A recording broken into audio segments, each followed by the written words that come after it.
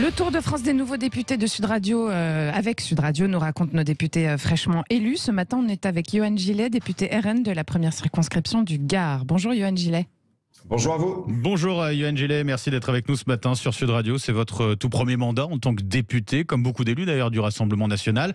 Alors on va apprendre à mieux vous connaître dans quelques instants, mais d'abord l'actualité avec la bataille qui s'engage pour la présidence de votre parti. Marine Le Pen ayant décidé, on le rappelle, de se concentrer sur l'Assemblée nationale. Deux postulants pour la remplacer, Jordan Bardella et Louis Alliot. Est-ce que vous avez déjà une préférence ? Non, mais je sais à qui ira ma voix. Néanmoins, ce que je constate, c'est que nous avons deux excellents candidats, donc j'en suis ravi. Je pense que c'est sain pour la démocratie interne de notre mouvement. Nous avons deux candidats avec des expériences relativement différentes, mais les deux sont talentueux. Donc moi, je suis très heureux de voir ces deux candidats. J'apprécie énormément Louis Alliot, comme j'apprécie énormément Jordan Bardella. Donc me voilà comblé en fait de cette élection. Parce que ce sont deux profils quand même très différents. Tout à fait, très différent. Louis Alliot est dans le mouvement depuis un certain temps. Il est maire de Perpignan.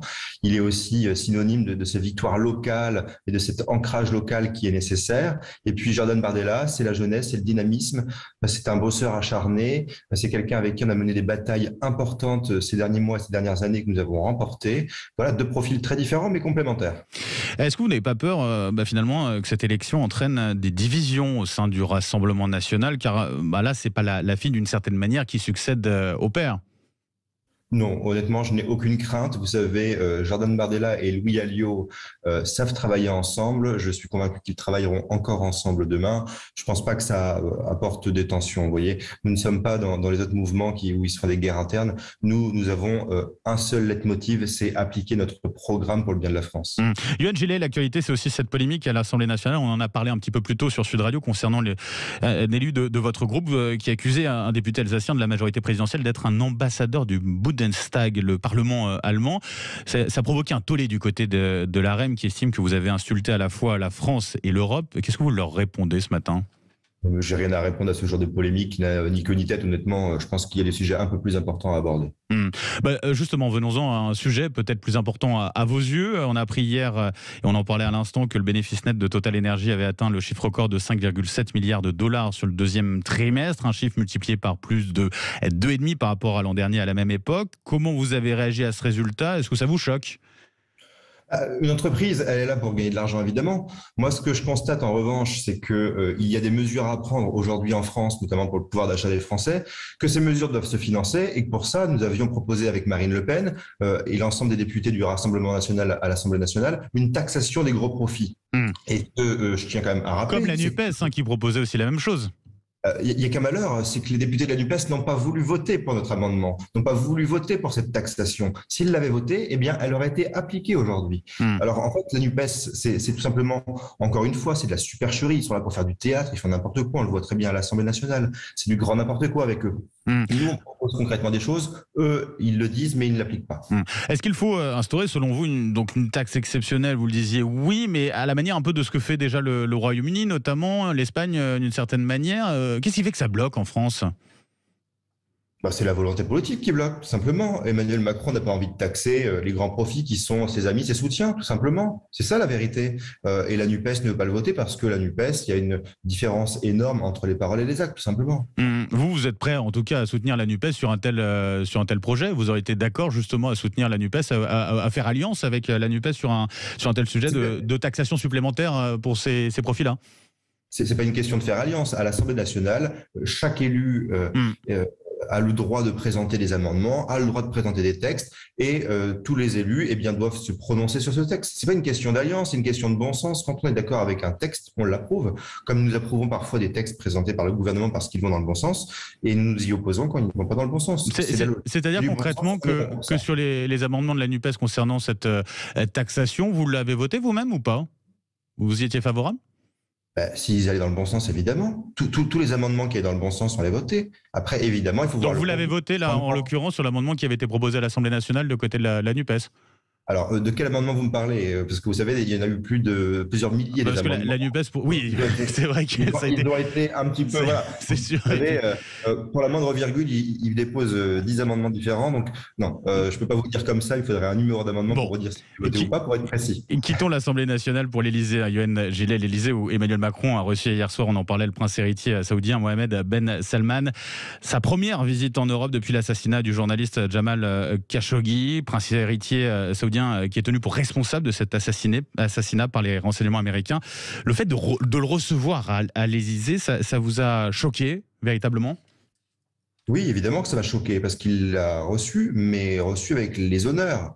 Rappelons quand même qu'il y a là-bas une élimination des opposants politiques, que les homosexuels sont condamnés à mort, que les femmes n'ont aucun droit. À un moment donné, est-ce qu'on prend conscience de ce que l'on est en train de faire ? Donc, ce qu'Emmanuel Macron fait, c'est de la provocation. C'est inacceptable. C'est une erreur, d'ailleurs, je pense, en termes de géopolitique. Mais bon, je pense qu'à un moment donné, il faut quand même remettre les choses dans leur contexte. Avoir une discussion avec des pays étrangers, quand bien même nous ne partageons pas leur point de vue et leur façon de faire, c'est logique. Pour parler d'énergie, notamment, c'était le cas ici, non ? Et là pour ça, mais recevoir en grande pompe avec les honneurs des gens qui ont des pratiques plus que douteuse, meurtrière, eh bien, à un moment donné, je pense qu'il faut quand même se poser les bonnes questions. Yohann Gillet, je rappelle pour nos auditeurs de Sud Radio que vous êtes député RN de la première circonscription du Gard, qui comprend notamment un certain nombre de cantons de Nîmes. Racontez-nous d'où vous venez et comment vous êtes venu à vous engager en politique. Écoutez, en politique, moi j'étais très jeune, dès l'âge de 16 ans, engagé à l'UMP à l'époque. Ouais, d'accord. J'étais ce qu'on appelait un sarco-boy.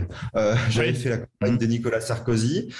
Et puis j'ai très rapidement vu en fait que Nicolas Sarkozy, c'était beaucoup de paroles et très peu d'actes, puisque dès qu'il a été élu, ça a été l'ouverture à gauche. Et donc dès qu'il a été élu président de la République, je me suis très rapidement rendu compte qu'il fallait quitter l'UMP qui trahissait ses électeurs à chaque fois. Donc voilà, je suis quelqu'un qui est fondamentalement de droite et qui a trouvé en le Front National et en le Rassemblement National aujourd'hui eh bien mes valeurs, tout simplement, avec des paroles et des actes qui se concrétisent. Alors, parmi vos combats, on l'a déjà vu d'ailleurs à l'Assemblée nationale, vous avez pris la parole là-dessus, il y a la défense des élus locaux et des collectivités locales. C'est une lutte clairement majeure à vos yeux ? Oui, j'y tiens énormément. J'y tiens à plusieurs titres. Premièrement, je suis et j'ai été pendant 8 années directeur de cabinet du maire de Beaucaire, Julien Sanchez. Et à ce titre, je connais bien le fonctionnement des collectivités territoriales d'ailleurs. Les problématiques qui est mon supplément, effectivement, et les problématiques que rencontrent les communes et qui sont nombreuses. Et puis je suis aussi un élu local en étant élu d'opposition à la ville de Nîmes. Donc je sais combien l'État se repose énormément sur les communes.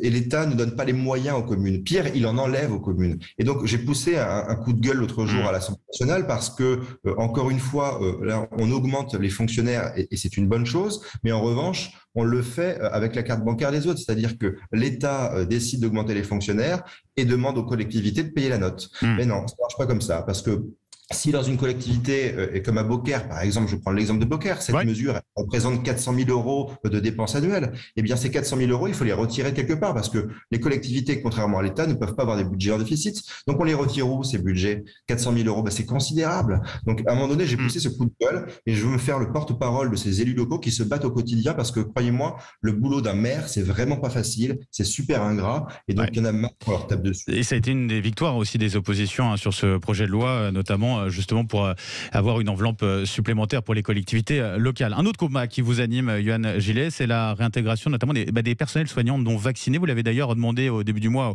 au nouveau ministre de la Santé. Est-ce que vous avez une réponse? Est-ce que vous êtes optimiste à ce sujet-là pour la suite? Bon, je n'ai eu aucune réponse et malheureusement, je ne suis pas optimiste. Mais pourquoi j'ai fait cette demande de réintégration avec mes collègues du Rassemblement national? C'est parce que on va tous sur le terrain et on voit les choses. Sur le terrain, moi, quand je vais dans les hôpitaux, quand je vais au contact même des pompiers, et que je vois qu'ils sont continuellement en manque d'effectifs, mais que à côté de ça, nous avons des agents qui sont suspendus, je ne comprends pas. Je ne comprends pas, d'autant plus que à côté de ça, vous avez des agents qui, eux, sont vaccinés, mais qui sont positifs et qui vont quand même travailler. Donc, à un moment donné, si c'est pour une histoire de contamination, ça n'a pas de sens. Donc, réintégrons les soignants, ça n'a pas de sens. Nous en avons besoin, surtout en ce moment. Yohann Gillet, merci d'avoir été avec nous ce matin sur Sud Radio et très bonne journée à vous. Merci. On rappelle que vous êtes député RN de la première circonscription du Gard.